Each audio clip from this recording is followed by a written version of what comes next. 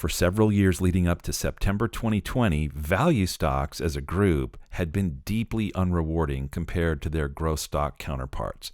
The gap in performance, it got ugly. Then, for maybe 8 months, that reversed, and in relative terms, value stocks surged. But for the last 5 or 6, it's been back to growth. So what now? And what about the coming, say, 10 years?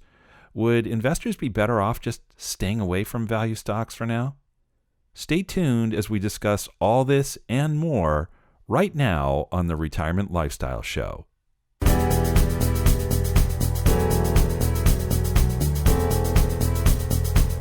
Welcome to the Retirement Lifestyle Show. I'm your co-host, Roshan Loungani, here as usual with Erik Olson and Adrian Nicholson. We have an interesting topic for you today. I'm really excited about it. There's been a lot of talk over the last year and a half about value stocks and have they come back and the opportunities that are available there. So we're going to dive deep today with you on that topic.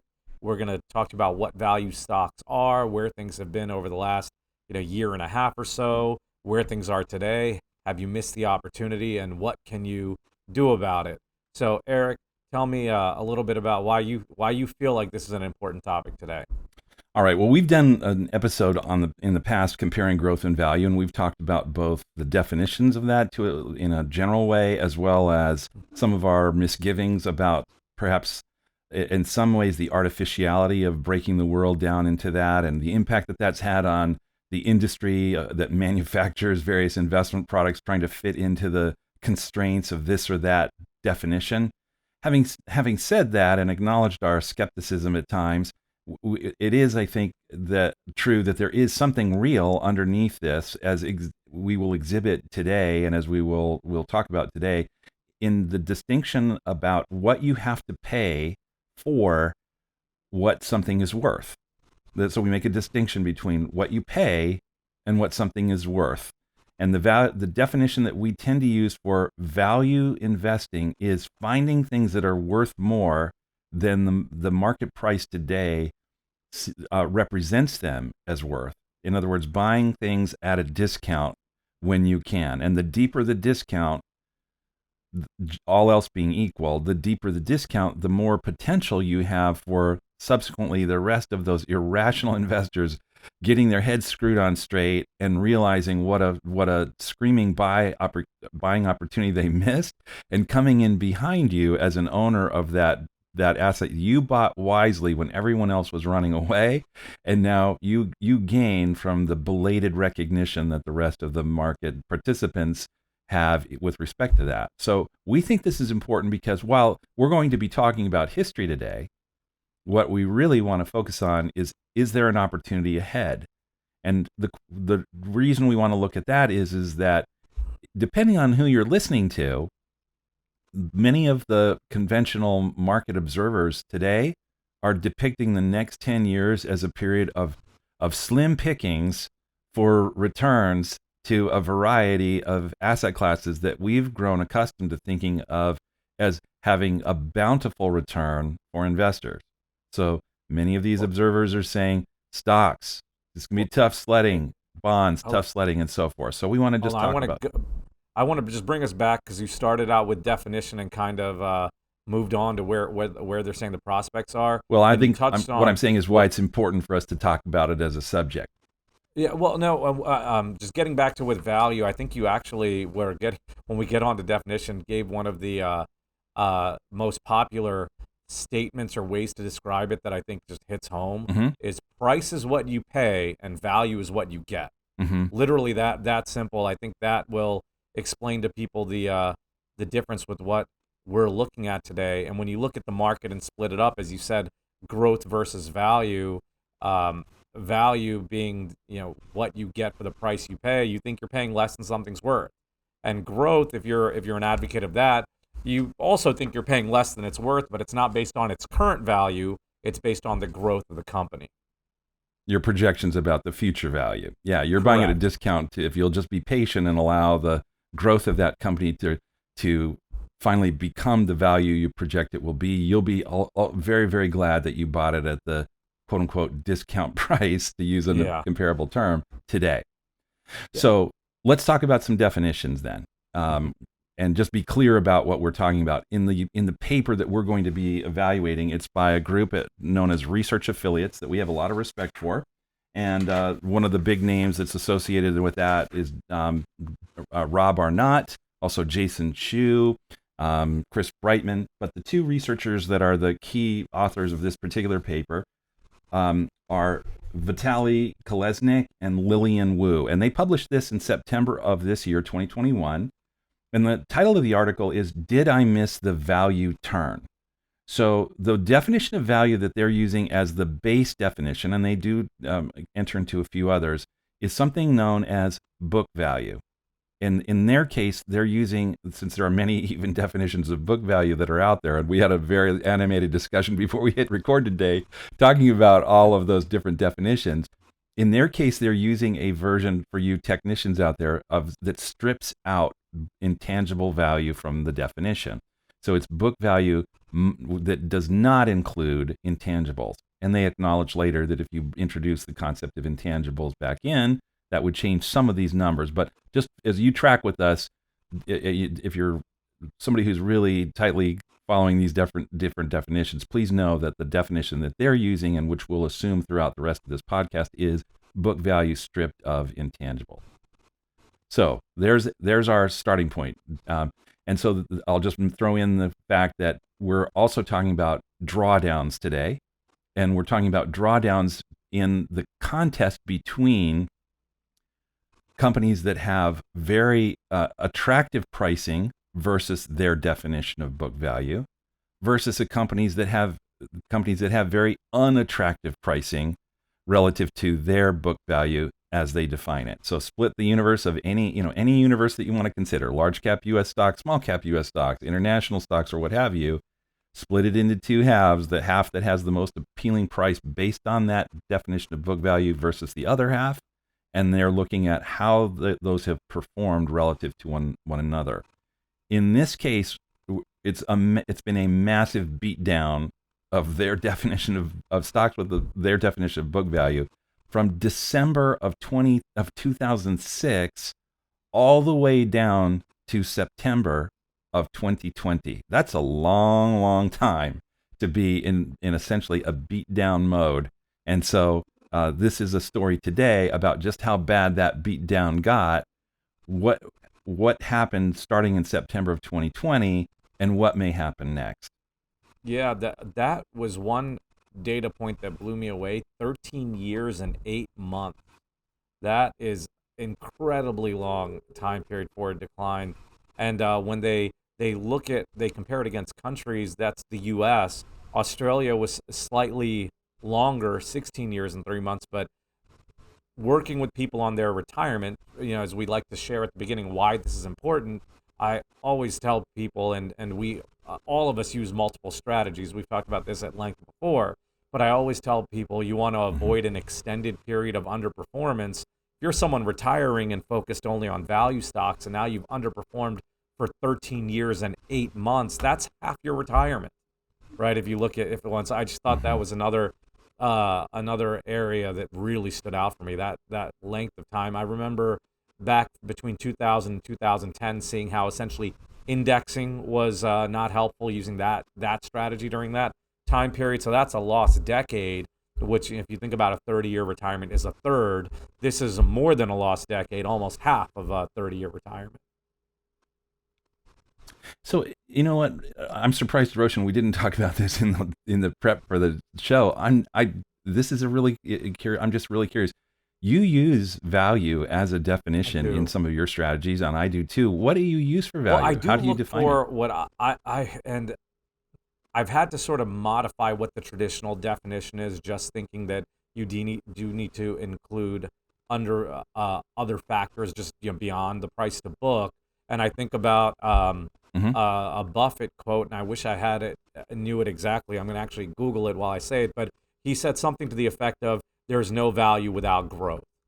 So I do look at things that I think are growing, and if I look at things that are undervalued as well, just more of the pure value definition only, I also Mm-hmm. I will Mm-hmm. not purchase it without some form of catalyst or technical positive technical signals, right? So what that means is Mm-hmm. if it's Yeah. just Mm-hmm. cheap and it's been cheap forever, I'm not going to go ahead and say let's buy it. If it's cheap and something's happening with the company that I think will turn the stock, great. Or if it's cheap and I think things have started to turn based on some of my technical indicators, then I'll look at it as being a buy. Mm-hmm.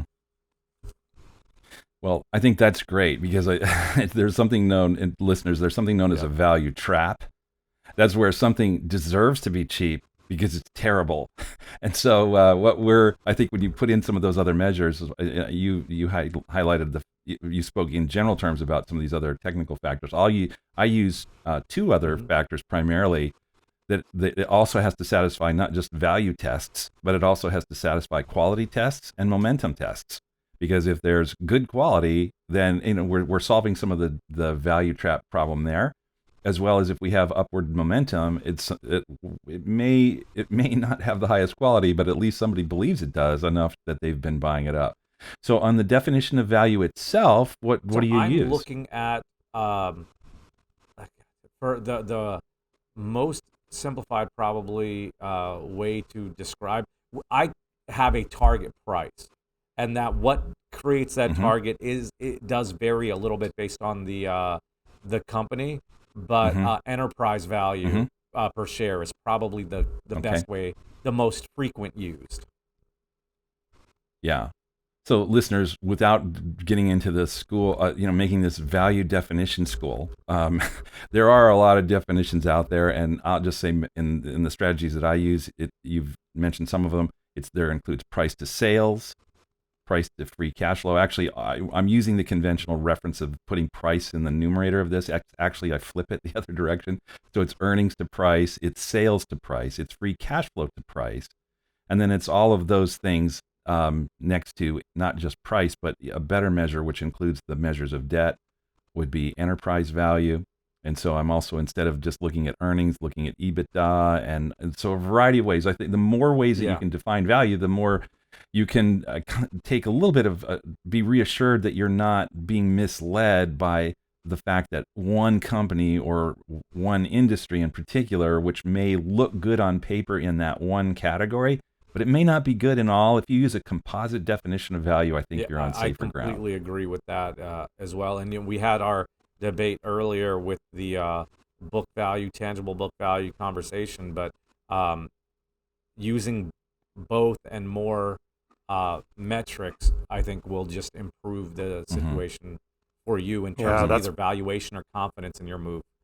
yeah, that's pretty Mm-hmm. much for like all the strategies out there. And I really like how we highlight this point where I think when you think of value, the first thing you look at is like the price, and just so you look at the overall company and am I really getting it at a great price? But then there's just so many indicators that we just brought up that you really have to look at. And I think that's just extremely important. And then we're going to go into some graphs and some numbers later on that really shows that just value hasn't been historically having the best time relative to growth.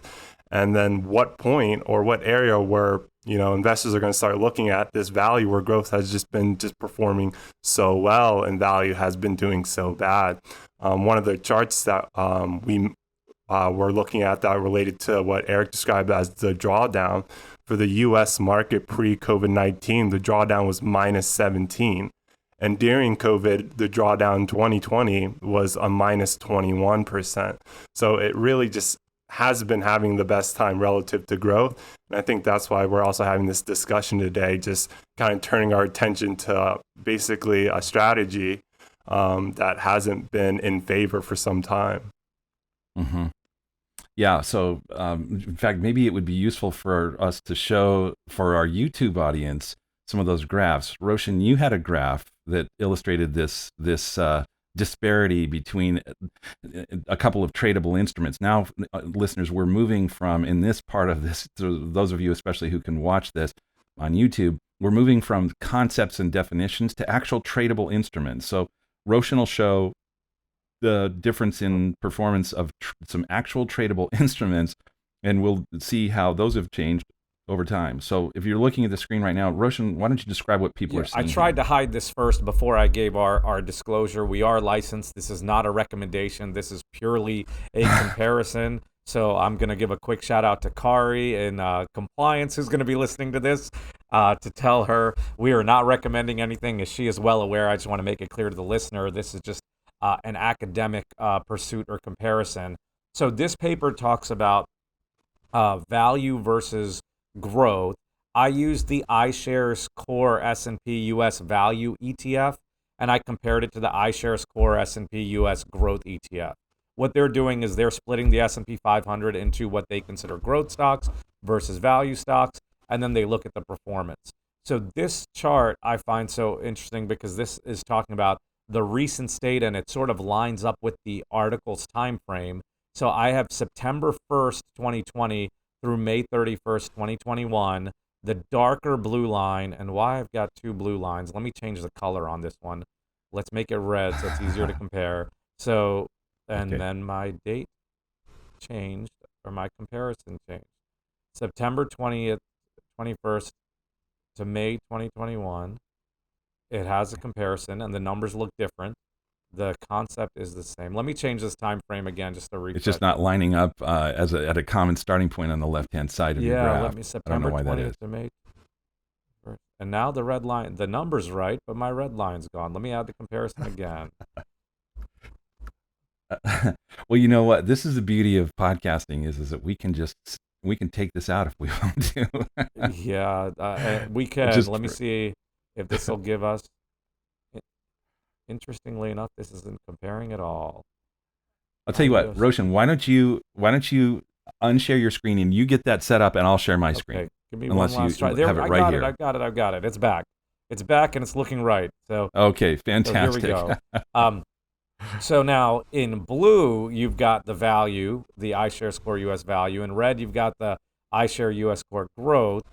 And changing the color created this whole back and forth. But you see the growth is at 13.87 versus 30.74. So 13.87% return versus 30.74% return. And what the article that we've got and what we're going to share a link to talks about is, have you missed the opportunity because you see this growth differential that's happened? I shouldn't use the word growth. You see the difference in appreciation where value stocks have appreciated to 30% and growth stocks have gone up by 13. Now, if you take a step back, and this is where I wonder with comparing these things, and Eric, we'll come to your stats, but I think they're going to line up pretty well. If you take a step back and you just look at, I have a March of 09 to November, to today really, November 2021, the growth is the light blue with an overall 749.47% return versus the value at 354.18. That, and I picked March of 09 because I was looking to get towards the bottom of the markets. If you look even at a different time frame, I looked at pre-COVID to present, and you've got growth up February 15th, 2020 to present. You've got growth at 53.29, and you've got value of 17.7. So I'm going to stop sharing my screen and just say, Eric, before you share some of your stats, which I think will line up, so we'll show them as well. I wonder, did they, to their question, did you miss the opportunity? I would first say no, and then I'd also wonder, is this the opportunity or is this the right time, which we'll discuss even further, just because when you expand the time frame, it just looks like, are we picking a sweet spot where value happened to outperform, whereas it's just getting crushed constantly, and it just hasn't turned at all yet. So that's what I wonder, and I'll pass that on to you, Eric, to share your screen, and then we can continue with the question of, have you missed the opportunity? All right. So before I show my screen, and the YouTube audience will be able to see this just for the benefit of the podcast audience. So what I've done is, while it's interesting to talk about the theoretical differences using these definitions of the half of the market that has the most attractively priced stocks based on their book value versus the other half that has the least attractively priced stock. What I've done instead is, how does an investor translate that into something they actually do? Yeah. And so I think the simplest way is to then say, well, okay, I've got an option for what sorts of things I include in my portfolio. And so what I've gone out and done is I've developed 6 pairs, or contrasts in pairs of six different pairs of the growth version of this versus the value version of this, of what? The growth and value of what? So the S&P 500, the mid cap index, the Russell 2000, which is small cap, the S&P's 600 small cap, and the developed world international index. And so what you're going to see is, going back to 2001 on this graph, before I show it, what you're going to see is the rolling difference in the trailing 12-month percent price appreciation, or for that matter, price depreciation, of the growth member of that pair versus the value member of that pair. So if it's above the 0 line, that means in that phase, on a 12-month look back, the growth version in that pair was ahead. And if the graph is showing below the 0 line, what that means is in that phase, the value version was ahead. And then it's really just a question of by how much. And you'll see in some phases, wow, it's been 40, 45, 50, 55% differences in trailing 12-month performance at times on some of these different pairs. So let me show that here, and we'll get to it. Yeah, don't try to change colors in the middle there. All right, great. So what we're looking at first is the S&P 500 pair of growth minus value, and the ticker symbols for these. And again, for our audience, this is not a recommendation to use these tickers. It just happens to be that these are the ones that have the longest observable history in the ETF world, that where these pairs are featured. So I just wanted to show you a lot of data, and these were the ones with deep data. Again, no recommendation implied. So on this case, if you're looking at the screen, and for our listeners, I'll just describe it. Far left-hand side, the first instance of measuring 12 months of data was in late May of 2001, and we've run it all the way through the prices that were on display yesterday. So we're recording this on November 3rd of 2021. So this is through November 2nd of 2021. So we're looking at essentially more than 20 years of history in this particular graph. And what you see on the far left side is that for about half a year, meaning it wrapped up about probably late 2001, value had been in a phase of really just completely pounding growth. You had advantages of 35, 38%, maybe 39% at the most extremes, at the greatest extremes of that. But then it came back for a bit. Growth had a little bit of a reprieve for a while, and then was back to value, not quite as pronouncedly, but certainly it was value's game at that point in time through, let's say, late 2007. From 2007 forward, with only 3 minor exceptions, it's been growth, and even more recently, value hasn't been really just dominating. It's been just, it's gotten up off the mat, and it's back in the battle, but it's not been dominating. But we've come out of a phase where growth had, in this entire 20-year period, was the strongest period of growth advantage. So for those of you who are going, why is my value, mutual fund, or my value stock compilation, or my value exchange traded fund, or whatever it might be, just performing so badly? They're terrible there. No, it's not necessarily that whoever's the manager there is terrible. It just might mean that they were up against this headwind of what was, close to a 35 and 40% advantage to growth during that phase. Now, I won't go through the rest of these slides in quite the same depth, but just again, for our YouTube audience, what you'll see here is that when we get out of the category of large caps and into the category here of both large and mid caps, the story shifts a little bit more in favor of value recently. And then when we get to mid caps in their purest form, lately you can see, after a sustained period of absolute dominance by growth, it's now value is ahead on this one. And then in the small cap category, small cap growth didn't dominate in the same extreme way against small cap value, but now small cap value over the last, let's say, 6 to 9 months has had phases where it's been 30% ahead, which was confirmed in part on this graph that you showed, Roshan, although those were large caps as opposed to these, which are small. Well, can you and then go back to your first one? Yeah. I'll tell you one thing that stands out to me as interesting, and just when you're comparing the large cap stock, that first phase of value outperformance that you've got from 2001, that's just because value lost less, right? Right. Exactly. That's the tech bubble, and granted, that's something that is very helpful if you've got your growth stocks losing, that's a 40% difference almost. If you got your growth stocks losing 50% and you're losing 10, or no, I'm sorry, 40.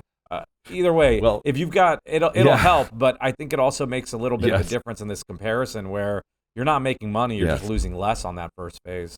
Losing less. Yes, so that you can come back to fight another day a little bit more stronger. readily without having to wait for the drawdown. And I think it's important for some people that really just don't want too much volatility. These charts that you're showing, comparing like the large to the mid to the small caps, and then the performance of growth and value and how they're doing is could be a really important thing to kind of highlight and show. Where if you are heavily concentrated in, let's just say, growth area, you might be experiencing a little bit more volatility, where value can kind of curb that and kind of give you more of a diversifier. I think is really important, and not just looking at one specific area like large caps. That you should kind of take a look at other areas, for example, the mid and small.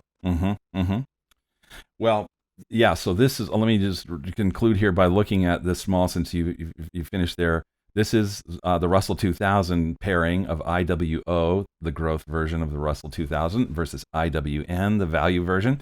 And here you're seeing, in the last year, the advantage to growth, which had been in the prior period as high as 35%, has swung the other direction, and value over the last, let's say, 9 months or so has had points where it was 40% ahead, and quite recently it was 30% ahead. When we look at international, I just wanted to make sure that we don't leave out the international, since the article that we are reviewing, Did I Miss the Value Turn, included international. Here we don't have as long a history of this pairing of EFG versus EFV. We only have it going back to 2006, and it's been mostly just growth all the way through that period. More recently, you're finally seeing, again, value is up off the mat and has had maybe a 10 or 12% advantage at times on a trailing 1-year price basis. By the way, none of these include the dividend yield, and since value stocks tend more often than not to have more dividends than growth ones do, if we were to look at the total return performance of these, it would be slightly more advantageous for value over these periods. But this is just a price comparison, and I think it gets the basic point across, which is we've been in a period of extreme beatdown by growth versus value. And now we're starting to see an unwinding of that feature. So I'm going to stop sharing. We'll come back to our screen here. So let's go back to their question. Have you missed the opportunity? Just opinions. What are your thoughts, Adrian? Do you think you've missed the opportunity? I don't think you've missed the opportunity, but again, like I mentioned before, I think it's really important just to kind of see where you're positioned right now, and should you be adding more value into your portfolio given what we discussed today and what you've seen. And I think an important kind of theme you're seeing now is, again, like we discussed this before, this kind of growth versus value, where growth stocks have really been performing well, and they're kind of really being buzzed and talked about. Like, for example, like technology companies, electric vehicle companies, semiconductors, even you can kind of throw cryptocurrency in this space, where they're kind of being talked about, and there's just a lot of interest, and you see a lot of investors like moving in these areas, where now you might see some shift or some focus into different areas like value and other areas where these certain kind of, like, let's just call them themes, have just been performing so well, and it's just been the main focus for over time, that you could kind of see a little bit of a rotation or a type of movement. I think it's always important to really monitor. Yeah, Yeah. I don't know. Eric, why don't you share what you think first, and then I'll go into it. Yeah, so this is one of those things where, as I often tell my clients, I have views and outlooks, and then I have an approach to investing when those are two separate Oh, that's things. a great way to put it. So, I what I think and what I feel, I recognize that just like every human being, a lot of times our emotions are really what's going on behind the scenes, and then we express them as viewpoints, and sometimes we're just not able to form. In addition, we're not, we're finite people, so we don't have the kind of comprehensive scope of all of the information that's out there. And so, in my case, at least, it's follow your investment discipline rather than follow your hunch. Having said that, my outlook is that I do think that because value has moved, as they describe in the article, at the end of that period, from, as we cited, from 2006 in the case of their definition of book value, in the case, or since maybe value peaking on other definitional measures in 2013 or 14 or 17. Nevertheless, irrespective of what definition you use, when you get to a point in September of 2020 where value in most regions of the world was in the 100th percentile of disadvantage to growth. I mean, we're using that again in a very casual way. What we mean is the half of the market that has the most appealing book value, price to book value, versus the least appealing price to book value. When you're at the 100th percentile, you've stretched that disparity in performance that far. I do think the principle of reversion to the mean is a very powerful one, and so it seems to me that there has to be almost, it seems, as night follows day, there has to be some sort of movement out of that 100th percentile. It just can't keep staying and lingering in that 100th percentile and just getting worse and worse from that point forward. So I would expect that value will perform well if we were looking a decade out. Will that mean tomorrow or in the next quarter or even in the next year? I don't know. But I would feel it's a pretty good place to have, or there's a reason to have values-oriented approaches in your portfolio for the next decade, for sure. So, how about you? well, no, I want to ask you one other question first. So that's your outlook. Mm-hmm. Your investing discipline, though, is different from that, correct? Yeah.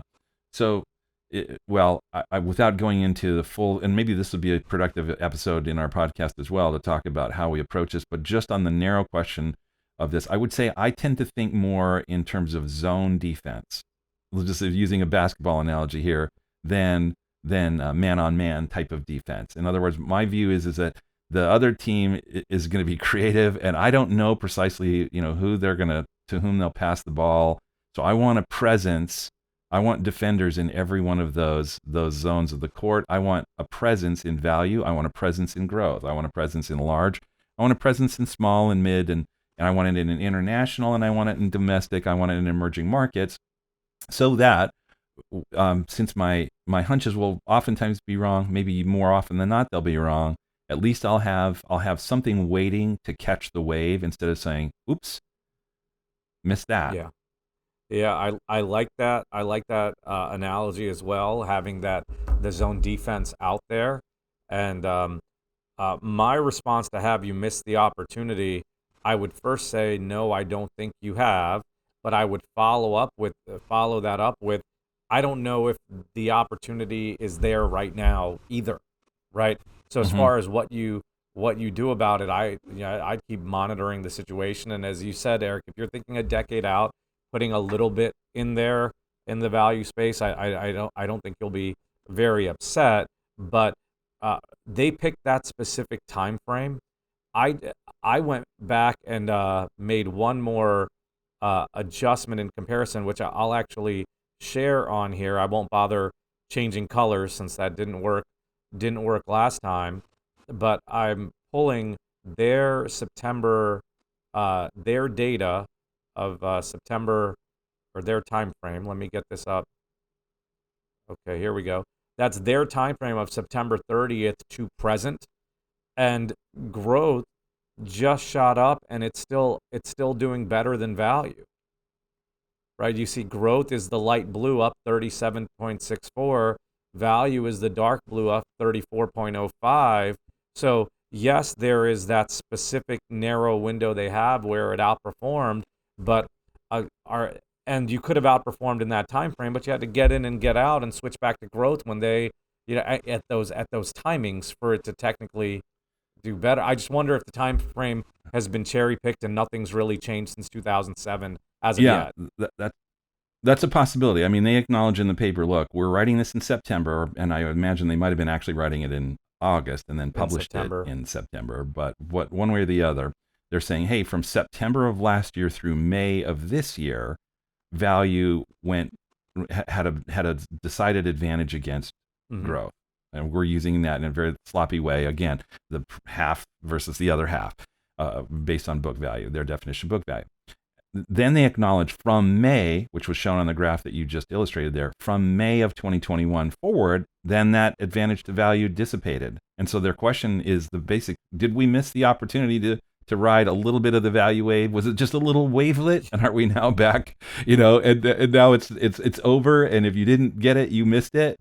Or is there more to come? And so here I think is the overall sort of the thrust of this paper is that in their view, and so listeners, please understand, this is not our view. We have views, but what we're at this stage reporting is their view is that perhaps the only place to find real returns, inflation-adjusted returns over the next decade, won't be in bonds, won't be primarily in growth stocks. It'll primarily be in value stocks, and not only in the United States, but even more potently is their argument in international value and particularly in emerging market value. And so their argument is that over the next decade, a composite of value will lead to real, that is to say, after inflation, returns in the somewhere varying in the 5 to 10% area. They see nothing else as offering that, at least among the large, commonly followed, established asset classes like large this and small that and international this and domestic that. Its value, both domestically but especially internationally, they see as the one best opportunity to beat inflation by a significant margin. And we'll see if they're right. Yeah. I understand their calculations, but as you said, we'll have to see if they're right. Mm-hmm. Well, gentlemen, I think we worked that paper pretty well. Is there more that either of you has to say? I'm commented out. Yeah, what's interesting is there's all this data and all this we've gone over, but the end result to me is wait and see, right? Like you're thinking, and I guess we've mentioned this before, but you've also always got to consider your time frame, right? So I found that to be very interesting debate on growth versus value. I think we had some different thoughts. We've gone over, what it means, where things have been, the time frame they selected, where we are right now, and have you missed the opportunity? I think not to put words in either of your mouth, but it seemed like our consensus was no to questioning whether there is an opportunity right now, specifically speaking. So interesting. Oh, I guess I wouldn't say that. I would say I don't know.